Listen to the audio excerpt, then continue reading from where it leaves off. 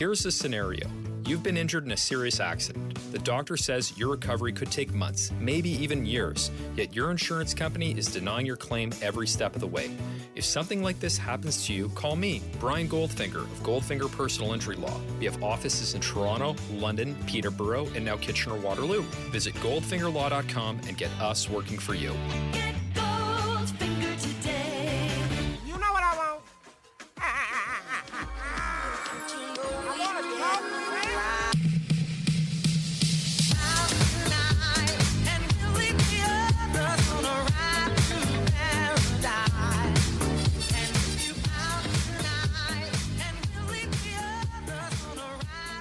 Well, that's pretty damn good.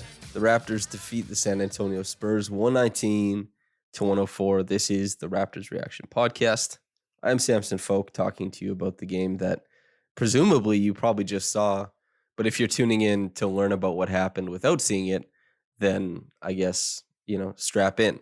So the Raptors, they beat the Spurs, and they did so in a very important game because otherwise they would have been marked down in history as the team to allow Greg Popovich to become the most winningest.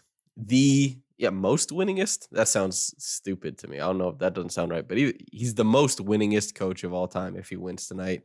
He doesn't, so he isn't. And it's important not to have that happen, but also it's more important that the Raptors are just able to win. They've been losing a lot lately. They had lost 3 in a row coming into this.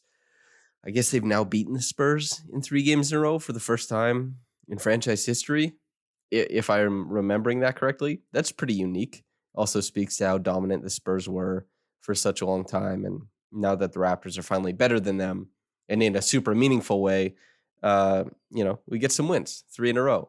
This game was awesome for a few different reasons. Fred VanVleet came back. Pascal got a way bigger break as far as what he had to create and how much attention he was getting. So there was a little bit of flourish there.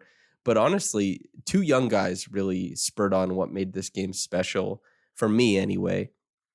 And that was largely Scottie Barnes and Precious Achiuwa. Scottie is a huge person. And the Raptors, they have all the like-sized guys. And I think that probably makes it seem like Scottie Barnes is smaller than he is. But Scottie's huge, and especially when a team like the Spurs, who they play a lot of wings. They have Pirtle in the middle. Yes, they have DeJounte Murray at the 1. They play guys like Lonnie Walker, sure, but they play a lot of wings. And he was so much bigger than anybody that they put on him. And they left him in single coverage, and they were, they threw, I think, 3 doubles at him over the course of the game. That's not a lot, especially for going 8 for 12 from the field, scoring 20 points. He just dominated, man. He took smaller players into the post, got to comfortable positions, and made plays. There was, I think, 1 or 2 that came over, like Zach Collins or Jakob Poeltl, but mostly this is a guy who took smaller players and dominated them. I think that's a really cool feature of his game.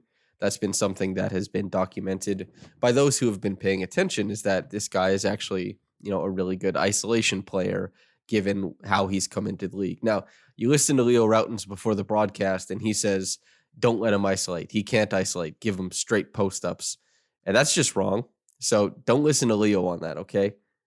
Please, trust me on that. But, you can also give Scottie Barnes a post-up, and the Raptors were deliberate in doing so. And that's something that Leo accurately hit on is, if the Spurs are going to try and get away with a guy like DeJounte Murray on a cross match, or even a guy like Devin Vassell, these guys are way too small to hang with him. Josh Richardson too. And if they're going to be in single coverage, Scottie's going to dominate. And he did. 4 of 4 from the free throw line, 8 of 12 from the field. Not a big night on assists or anything like that, but it wasn't really for anybody on the Raptors. The Raptors only tallied 12 assists in this game. And that's because this is one of the features of their offense is Fred was getting pick and rolls. And he scored 26. He got to the line 10 times, 10 free throw attempts. And Pascal, Scottie, and Fred all did quite a bit of damage in isolation or with a screen. Basically, they weren't getting passed into advantage. They were creating their own a lot of the time. And they were able to dismantle the Spurs just on the strength of their own offense. The guy who did the most attacking off of advantage, I would say probably, was Precious Achiuwa. And he was really efficient. in his own way, I should say, because this is a guy who was sitting at like 39% true shooting, or between 39 and 45% true shooting for way too long as a big man. And for him to go 45% from the field in this game, 3 of 5 from downtown, and he was a plus 16, which would have led the team if Fred wasn't a plus 19. Precious punched in really, really well. He had a bunch of fouls. I think he played 3 minutes and had 3 fouls. It was kind of absurd. And one was actually, I thought, not a foul at all. It was just really incredible defense on the likes of DeJounte Murray, because he's capable of doing that. And we would see him get some really good defensive extended looks against Keldon Johnson, for example, taking bumps, giving good contests at the rim and all that. But he couldn't stay on the floor in the first half because of that foul trouble, which typically isn't really a problem for him.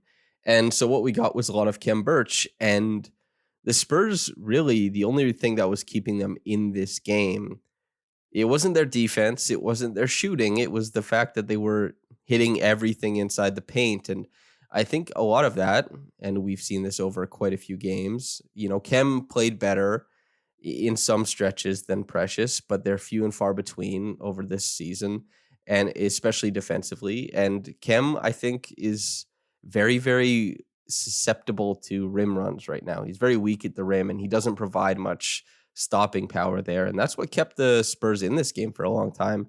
Khem had the misfortune of his tooth went into DeJounte Murray's forehead. DeJounte had to leave for stitches, I think, and Khem had to leave because his tooth was gone. And then so Precious punched in, and obviously the Raptors made their big run afterwards. That was really nice to see. But as far as offense, yeah, the Raptors had like a couple stretches where they gave up 8-0 runs. But for the most part, they were able to score this game. And it was largely built off of Pascal, Fred, and Scottie doing their thing. And then in the second half, Precious was able to add like a little bit of punch. Thaddeus Young, Delano Banton coming in where they could. Thad hit a 3 after some really nice passing play from the Raptors. Banton with, a really nice layup after, and a dunk actually after, jumping a passing lane a la OG Anunoby. And for the most part, the Raptors kind of cruised offensively in this one. It was really nice to see. They got to run a lot more actions against man defense. And when they went against zone, they got to go to the middle a lot more often because the Spurs were stretched out more than teams have been typically over these past however many games, because obviously the Raptors have Fred and Gary. While 5 of 13 is nothing to write home about, 2 of 8 is nothing great from 3. He's still a shooter. He still has gravity in that way. He provides spacing. So the Raptors had a little bit better of opportunity. Oh yeah, and I guess for those people who want to learn about the Raptors zone, you can just go to my Twitter and you'll probably find it. But if not, go to Yahoo Sports Canada's YouTube channel. And I did like a 6-minute breakdown video with diagrams and, with correlating video on how the Raptors attack the zone, why it hasn't been working lately, and all that kind of stuff, if you're interested in that sort of thing. But man, the Raptors, a really simple, clean-cut game where once they figured out the defense in the second half and they're able to kind of, Keldon Johnson, Jakob Poeltl, guys like that, especially considering Keldon had 27 points and he was only 3 of 9 from 3. He was doing most of this getting downhill, and Keldon is like, there's TNT in the bottom of his shoes. Like, he launches at the rim. He has incredible body control. He's such a fun finisher.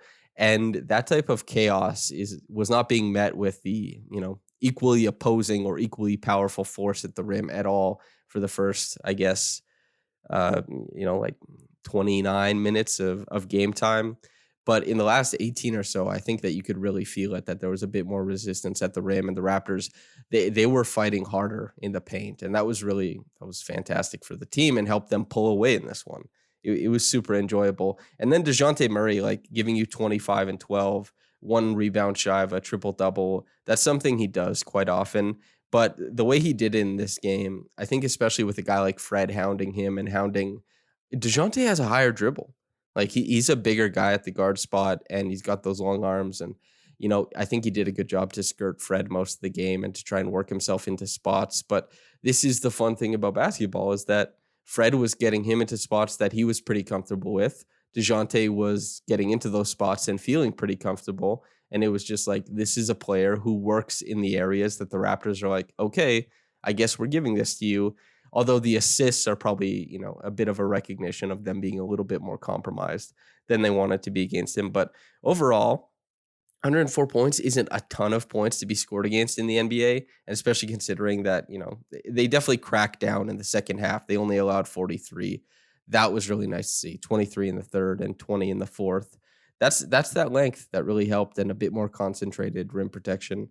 And I do think Precious adds just a ton in that way. And going with a little bit of those bigger lineups is helpful too, with Banton stepping in and kind of being a hawk above the break, and making sure that guys like DeJounte Murray don't just get a running lane into the paint. There's a bit more pressure. And it was pretty cool to see the defense start to lock up and round into form. The Spurs aren't an incredible team by any means, but the Raptors, they did a lot of good things tonight and were credited with a win, obviously. But it's really nice to see Fred back in, 26 points, only 2 assists. But I think that was a representation of how the Spurs were playing them defensively.